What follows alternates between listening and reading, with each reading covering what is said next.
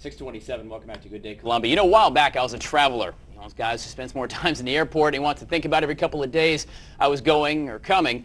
And nothing was more annoying than the guy we've all seen or heard on the phone. I don't care what he says. Sure, no, fire him. Get that proposal on. Hey, kids.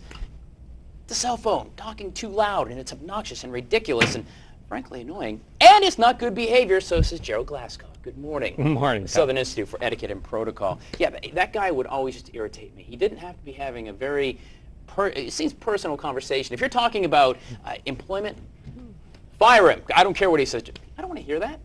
No, and it's not just at airports. Right. You know, whether or not you're at a restaurant, and restaurants are probably the biggest place where people have a lack of etiquette on their cell phones, because the people around them are really trying to either have a business lunch or dinner lunch, or just have an intimate, you know, conversation. Sure. And so they don't want to hear you arguing with your girlfriend or with your boss or with someone else. Right, on the phone. On the phone.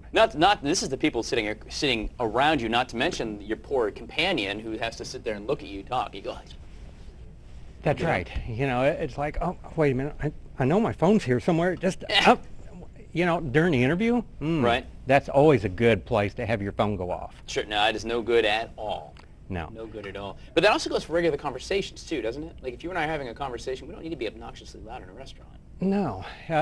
And when you keep your tone down, then it makes people actually want to listen to you more. So you get people's attention by fluctuating your voice. Right. You know, it's like if they start touching the back of their neck, you know, you're losing them. You know, it's like, oh, you know, oh. So, change it up. Okay. But not on your phone. Not on your phone. Not on your phone while you're, while you're with someone else. It's kind of the excuse and step away. What are some of the topics you don't want to discuss necessarily in mixed company? You're walking through the aisles at Walmart. I mean, there's certain topics you don't want to really be talking about in public, right? Well, anything that you wouldn't talk about in church. If you're at, you know, say for example, you're at Spring Valley Baptist Church, you know, getting ready to enroll your child in their wonderful preschool, and then all of a sudden your phone goes off. You're sitting there with the director of the preschool, and what are you going to talk about? You know, think about that. Would you talk about that in front of anybody else? Right. So, be careful what you say. You know, speaking of cell phones too, it seems like this little device causes so much trouble. This really is kind of a sticky wicket for everything. I mean, you get you in trouble.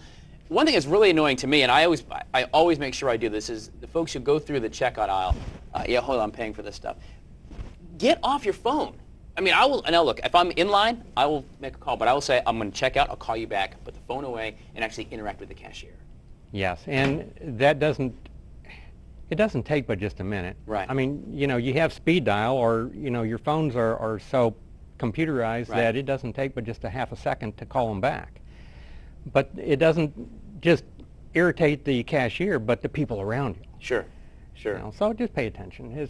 It's real easy. Yeah, just think of the people around you. Imagine that. That's a new concept for some folks. Just think about other people, and you're fine. It's almost as annoying as the old lady who writes the check at Walmart and takes 4.5 minutes, even though you don't have to write checks anymore.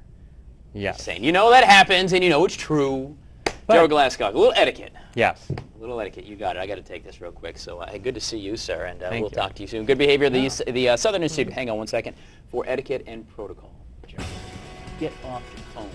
Stay with us. Good Day Columbia is coming.